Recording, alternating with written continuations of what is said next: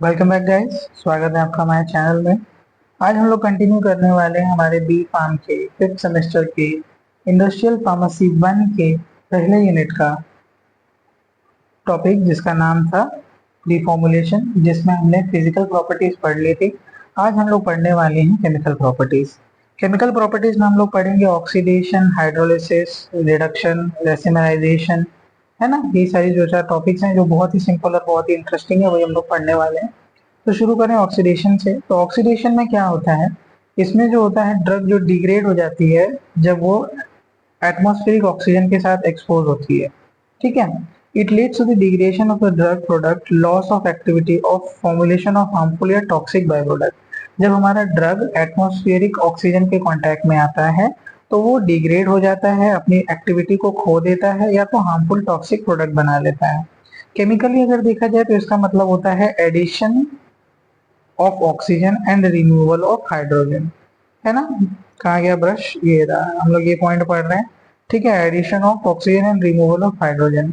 फिर क्या कह रहा है, ऑटो ऑक्सीडेशन एक मोस्ट कॉमन फिनोमिना है जो देखने के लिए मिलता है, जिसमें free radical chain process between the drug and atmospheric oxygen हो जाती है, जिसकी वजह से एक चेन रिएक्शन शुरू हो जाती है।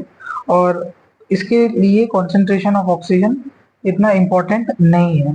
ठीक है, मतलब जो प्रोडक्ट हमारा रखा हुआ होता है उसमें ऑटो ऑक्सीडेशन हो जाती है, जिसकी वजह से वो रिएक्ट करके खराब हो जाता है। ठीक है, अब कौन कौन से ड्रग प्रोडक्ट है जो खराब होने के लिए होते हैं, मतलब केपेबल होते हैं। विटामिन जैसे कि ए, डी, सी, के, हेपारिन, मॉर्फिन, टेट्रासाइक्लिन, पेड्रिसोलोन स्टेरॉइड है, पैराल्डिहाइड, एर्किस ऑयल। ठीक है। फंक्शनल ग्रुप अगर ये लगे होंगे किसी कंपाउंड में, जैसे कि अल्केन, ईथर, थायो ईथर, अमाइन, स्टेरॉल, है ना, तो ये सारे अगर किसी कंपाउंड के फंक्शनल ग्रुप होंगे तो उनके भी खराब होने के चांसेस ज्यादा हैं।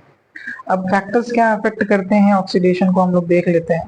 फैक्टर्स जो अफेक्ट करते हैं वो होता है oxygen, light, presence of heavy metal जैसे कि कॉपर, निकल, cobalt, iron, hydrogen ion and temperature.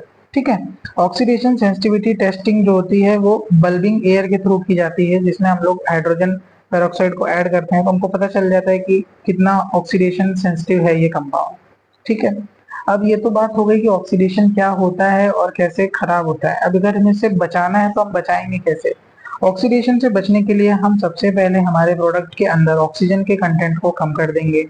कैसे कम कर देंगे सर, उसको हम लोग बॉईल कर सकते हैं। ठीक है, या तो जो कंटेनर के ऊपर फ्री स्पेस रह जाती है उसको हम लोग रिड्यूस कर देंगे ताकि जो है, और उस फ्री स्पेस को रिप्लेस कर देंगे नाइट्रोजन से। अगर लिक्विड प्रोडक्ट है तो उससे क्या होगा कि ऑक्सीजन की मात्रा वहां कम हो जाएगी। एंटीऑक्सीडेंट यूज कर सकते हैं हम लोग, रेड्यूसिंग एजेंट यूज कर सकते हैं जो कि प्रिवेंट करते हैं रेडिकल इंड्यूस्ड डिग्रेडेशन। अगर रेडिकल्स की वजह से डिग्रेडेशन हो जाती है तो उससे हम लोग बच जाते हैं, जैसे कि oil soluble propyl glycolate, hydroquinone, butylated hydroxy anisole, ये सारे कंपाउंड हम लोग यूज करते हैं। ठीक है। चिलेटिंग एजेंट यूज कर सकते हैं जैसे कि EDTA, citric acid, and to form complexes traces of amount of heavy metal and lead to inactivation of crystallizing activity। जब हम ऐसे चिलेटिंग एजेंट्स को ऐड करते हैं हमारे फॉर्मुलेशन में तो वो इनएक्टिवेट कर देते हैं इनकी एक्टिविटी को। ये मैं आपको डिटेल में पढ़ा रहा हूँ, नोट्स भी आपको प्रोवाइडेड है। अगर आप जैसा पढ़ना चाहते हो, शॉर्ट में कॉन्सेप्ट में आपको समझा देता हूँ तो आप शॉर्ट में याद करके वीडियो आगे बढ़ सकते हो, अगर आपको ज्यादा डिटेल में नहीं पढ़ना है तो। अब बात करें हाइड्रोलिसिस की। हाइड्रोलिसिस कैसे होता है, जब ड्रग डिग्रेड हो जाता है सॉलिड डोजेज फॉर्म कैप्सूल। ये कैसे होता है, केमिकल रिएक्शन होता है, molecule presence of water molecule. जैसे जो हमारा ड्रग मॉलिक्यूल होता है जब ये वाटर मॉलिक्यूल के कांटेक्ट में आ जाता है और डिग्रेड होता है तो उस डिग्रेडेशन की प्रोसेस को हम लोग बोलते हैं हाइड्रोलाइसिस, यानी कि पानी से लाइसिस हो जाना। हाइड्रो मतलब वाटर, लाइसिस माने ब्रेक डाउन। ठीक है। It occurs in the dosage form like emulsion, suspension, solution and drug which degrade in the presence of slight amount of moisture। कोई भी ऐसा मॉइस्चर, कोई भी ऐसा ड्रग प्रोडक्ट जो हल्का सा भी मॉइस्चर के कांटेक्ट में आने से डिग्रेड हो जाता है उसको हम लोग कहते हैं, मतलब ये उनके अंदर देखने के लिए मिलता है। अब कौन से केमिकल बॉन्ड जो हाइड्रोलिसिस शो करते हैं, ईस्टर या अमाइड अगर लगा रहेगा तो हाइड्रोलिसिस शो करेगा। कोवेलेंट बॉन्ड के बीच में देखने के लिए मिलता है ये ऑक्सीजन और कार्बन एटम के। ठीक है। ड्रग अगर बोले तो फिजियोस्टिग्माइन या टेट्राकेन, ये लोकल एनेस्थेटिक है। ठीक है। Amide hydrolysis forms mixture of acid and amine on hydrolysis. अगर अमाइड का हाइड्रोलिसिस होगा तो एसिड और अमाइन बना लेता है। ठीक है। हाइड्रोलिसिस को अगर बचाना है तो कैसे बचाएंगे, बफर यूज करेंगे हम लोग, सॉल्वेंट ऐसा यूज करेंगे जिसका डाइलेक्ट्रिक कांस्टेंट कम हो, जैसे कि इथेनॉल, प्रोपेलिन ग्लाइकॉल, ग्लूकोज, है ना। कॉम्प्लेक्सेशन यूज करेंगे कैफीन के साथ में। Water removal and manufacturing, packaging and air tight container specially of the solid doses form, पानी निकाल देंगे और एयर टाइट कंटेनर में हम लोग उसका पैक कर देंगे। सर्फेक्टेंट का यूज करेंगे, सॉल्ट फॉर्म का यूज करेंगे। सॉल्ट फॉर्म क्या होता है अभी आप नेक्स्ट सेम में पढ़ोगे बायोफार्मास्यूटिक्स में, ठीक है। कूल प्लेस में उसको रखेंगे, रेफ्रिजरेटर में, केमिकल स्ट्रक्चर को मॉडिफाई कर देंगे ईस्टर या अमाइड के बॉन्ड को, है ना। सॉल्युबिलिटी कम कर देंगे वेरियस एजेंट डाल के, जैसे सॉर्बिटॉल, सिट्रेट या डेक्सट्रोज। अब आ जाते हैं थर्ड पे जिसका नाम है रिडक्शन। रिडक्शन को सिंपल भाषा में बोलते हैं एक्सेप्टेंस ऑफ इलेक्ट्रॉन, हाइड्रोजन या तो रिमूवल ऑफ ऑक्सीजन, सिंपल, ठीक है। ऑक्सीडेशन एंड रिडक्शन जनरली दोनों एक साथ होता है जिसको हम लोग बोलते हैं रिडॉक्स रिएक्शन, ठीक है। अब रिडक्शन कौन कौन से ड्रग में देखने के लिए मिलता है, मेथाडोन, क्लोरल हाइड्रेट और वारफरीन, ठीक है। अब जो नेक्स्ट केमिकल प्रॉपर्टीज हम लोग स्टडी करते हैं किसी भी ड्रग या एक्सीपिएंट की फॉर्मुलेशन बनाने से पहले, वो है रेसिमाइजेशन। रेसिमाइजेशन क्या होता है, conversion of optically active drug compound to optically inactive compound without changing the chemical composition. यानी कि एक कंपाउंड है जो पहले ऑप्टिकल एक्टिव था बट अब ऑप्टिकल एक्टिव इनएक्टिव हो गया है, मैं क्या कह रहा हूँ, ऑप्टिकली इनएक्टिव हो गया है, ठीक है, बिना उसके केमिकल कॉम्पोजिशन में बदलाव किए। यानी कि पहले वो ऑप्टिकली एक्टिव था बट जब रेसिमाइजेशन हुई तो वो इनएक्टिव हो गया, पर उसके कॉम्पोजिशन में कोई चेंजेस नहीं आया, पर इसके वजह से उसकी फार्माकोलॉजिकल एक्टिविटी लॉस हो सकती है, उसके अंदर टॉक्सिसिटी की पोटेंशियल बढ़ सकती है, ठीक है। एक important, when the racemic mixture is use. अब इसको फैक्टर क्या क्या अफेक्ट करते हैं, पीएच, लाइट, टेम्परेचर या कोई भी प्रकार का सॉल्वेंट। कौन कौन सी ड्रग है जो रेसिमाइजेशन के अंडर जाती हैं, ड्रग जैसे कि एड्रेनालिन, थैलोडोमाइड, एपिनेफ्रिन, पिलोकार्पिन, ठीक है। जैसे कि एल आइसोमर ऑफ एड्रेनालिन 15 से 20 गुना मोर एक्टिव होता है डी आइसोमर के, ये आप पढ़ के आ रहे हो आपके 4th सेमेस्टर के ऑर्गेनिक केमिस्ट्री में, ठीक है। आर एनेंशियोमर जो थैलेडोमाइड का होता है वो ज्यादा इफेक्टिव होता है मोशन सिकनेस में, वहीं अगर हम लोग एस एनेंशियोमर यूज करेंगे तो वो टेराटोजेनिसिटी कॉज कर देगा। टेराटोजेनिसिटी यानी कि जो बेबी बॉर्न होगा उसके लिम्स यानी कि हाथ और पैर सही नहीं होंगे।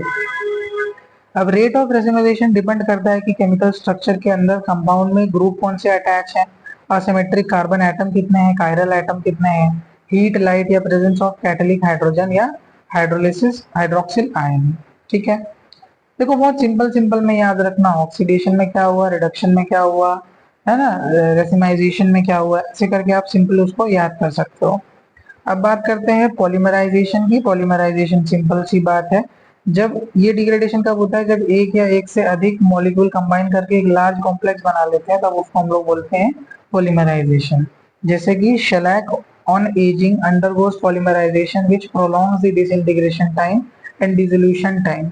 जो शेलैक होता है जब बहुत ज्यादा समय हो जाता है तो वो पॉलीमराइजेशन के अंदर चला जाता है, जिसके वजह से जो डिसइंटीग्रेशन टाइम या डिसोल्यूशन टाइम होता है टैबलेट का वो बढ़ जाता है।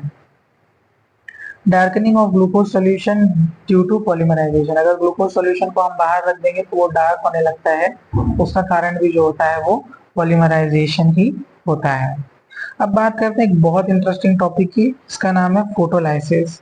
फोटो का मतलब होता है लाइट के मॉलिक्यूल और लाइसिस का मतलब होता है डिग्रेडेशन, यानी कि जब ड्रग प्रोडक्ट यूवी लाइट के ऑब्जर्व करके डिग्रेड हो जाए उसी को हम कहते हैं फोटोलाइसिस।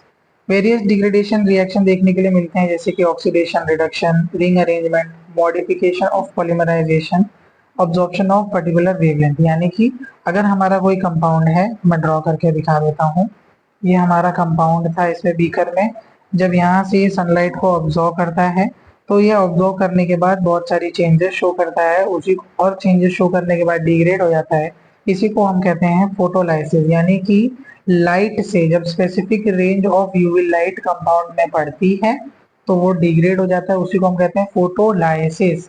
लाइट पड़ के जब कोई चीज खराब होती है तो उसको कहते हैं फोटोलाइसिस, ठीक है। मैकेनिज्म क्या बोल रहा है, ये फ्री रेडिकल जो रहते हैं वो सब्सिक्वेंट रिएक्शन शो करने लगते हैं। अब देखो इसमें दो चार टर्म है, एक होता है फोटोकेमिकल रिएक्शन, यानी कि जो मॉलिक्यूल खुद भी इन्वॉल्व होता है मेन रिएक्शन में, जो जो मतलब प्रोडक्ट है वो खुद ही लाइट रिएक्ट करके खुद ही रिएक्ट कर रहा है। दूसरा होता है फोटोसेंसिटाइजर, यानी कि ये लाइट ऑब्जॉर्व करता है और दूसरे पार्टिकल को पास कर देता है, जिसके वजह से केमिकल रिएक्शन होने लगती है। ठीक है, कॉल आ रहा है, 1 मिनट। अब ये बंद कहाँ से होगा? अब देखो जो फोटोकेमिकल रिएक्शन है उसको हम लोग स्टॉप तो नहीं कर सकते जब तक लाइट के सोर्स को कम्प्लीटली हम हटा ना दें।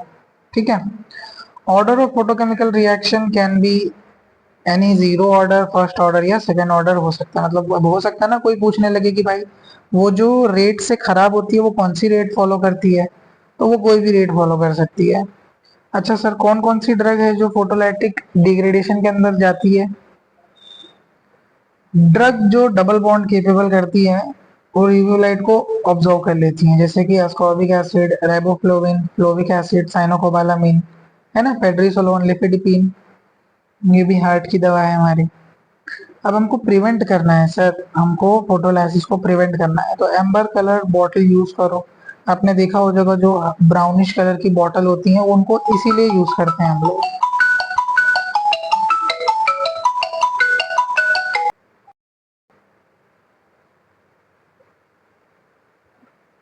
अब हम लोग बात कर लेते हैं कि हम लोग प्रिवेंट कैसे करेंगे। एम्बर कलर बॉटल यूज करेंगे, जो भी आपने देखा होगा ड्रग्स जो आती हैं ब्राउनिश कलर की बॉटल होती हैं, वो होती हैं एम्बर कलर की, वो हम लोग यूज करेंगे। उसको डार्क प्लेस में रखेंगे, प्रोवाइड करेंगे फिजिकल बैरियर्स ताकि वो लाइट उसको कांटेक्ट ही ना कर पाए। इसीलिए आपने देखा होगा कि बहुत सारी ड्रग्स के कंटेनर पे लिखा होता है कि store in dark place. Coating कर देंगे पॉलीमर से जो अल्ट्रा वायलेट अब्जॉर्बर्स होते हैं। ठीक है, स्टेबिलिटी एनालिसिस करेंगे।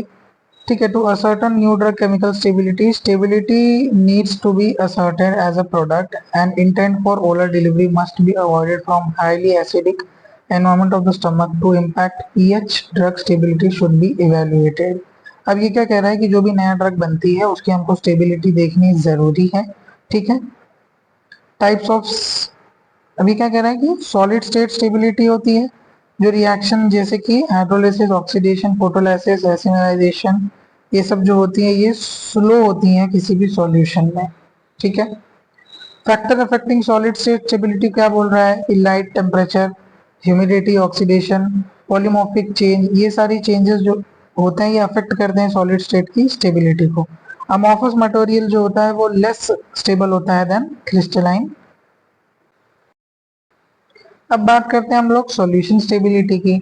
जो सॉल्यूशन होता है वो ज्यादा जल्दी खराब होता है as compare to the dry dosage form. ठीक है, क्योंकि इसको जरूरत, इसमें हमको नेसेसरी होता है इवेलुएट करना, क्योंकि ड्रग जो होता है जल्दी ब्रेक डाउन हो जाती है हमारी जीआई में। ठीक है, रिएक्शन नेमली हाइड्रोलिसिस, ऑक्सीडेशन, फोटोलाइसिस इसके अंदर इन्वॉल्व होती है। अगर ड्रग स्टेबल नहीं है सॉल्यूशन में तो वो सॉल्ट फॉर्म जो होता है उसकी जरूरत पड़ती है हमको बनाने के लिए विदाउट सैक्रिफाइसिंग दी बायो अवेलेबिलिटी। सॉल्ट फॉर्म आप पढ़ोगे बायोफार्मास्यूटिक्स में, सॉल्ट फॉर्म के ऊपर मैं छोटा सा वीडियो बना दूंगा क्या होता है, बट फिलहाल के लिए आप इतना जान लो कि जिस ड्रग की स्टेबिलिटी कम होती है सॉल्यूशन में उसको हम लोग सॉल्ट फॉर्म में देते हैं ताकि बायो अवेलेबिलिटी कम ना हो। ठीक है, अब बात करते हैं कंपैटिबिलिटी स्टडीज की। कंपैटिबिलिटी स्टडीज क्या होती हैं? जब हम लोग ड्रग और एक्सीपिएंट की कंपैटिबिलिटी चेक करते हैं कि भाई वो जब हम उनको एक दूसरे के एक साथ यूज करेंगे तो वो क्या सही हैं, सही रिएक्शन दे रहे हैं, खराब रिएक्शन तो नहीं दे रहे हैं, एक दूसरे के साथ रिएक्ट तो नहीं कर ले रहे हैं। ठीक है, उसमें हम चेक करते हैं ऑर्गेनोलेप्टिक प्रॉपर्टीज, यानी कि जो हमें देख के समझ में आ रहा है, टेस्ट, विजुअल्स। ठीक है, डिसोल्यूशन परफॉर्मेंस देखते हैं कि वो डिसोल्यूशन कितना अच्छे से हो रहा है, उसका फॉर्म, फिजिकल फॉर्म कन्वर्जन देखते हैं कि बदल कैसे रहा है, और उसकी इफेक्ट ऑन पोटेंसी चेक करते हैं कि ये ठीक है कि नहीं। तरीका क्या है? ड्रग और एक्सीपिएंट को हम लोग 1:1 के रेशियो में मिक्स करेंगे, फिर 2 ग्लास ऑफ एम्पूल्स में अलग अलग टेस्ट कर देंगे एज पर द फिगर। जैसे ड्रग लिया, उसको 50% ऑफ मिक्सचर लिया हमने, ठीक है, उसको डीएससी, डिफरेंशियल स्कैनिंग टेक्निक के साथ में हम लोग चेक करते हैं। अगर कोई इंटरेक्शन नहीं हुआ तो रिकमेंड कर देंगे। ठीक है, अगर रिएक्शन देखने के लिए मिला तो टीएलसी से चेक करेंगे कि कितना ब्रेक डाउन हो रहा है, अगर नहीं हुआ तो रिकमेंड कर देंगे। अगर हमने लिया और अगर देखने के लिए मिला सिग्निफिकेंट ब्रेकडाउन तो एक्सीपिएंट चेंज कर देंगे और फिर वही प्रोसीजर घूम के चलने लगेगा। ठीक है। In case of emulsion CMC को हम लोग मेजर करते हैं क्रिटिकल मिसल कॉन्सेंट्रेशन को। डिफरेंशियल स्कैनिंग कैलोरीमेट्री मेथड जो होती है heat form uniform mixture over the temperature range measures the thermal change in the form of thermogram. Differential scanning calorimetry क्या होता है कि मेजर करता है थर्मल फॉर्म में।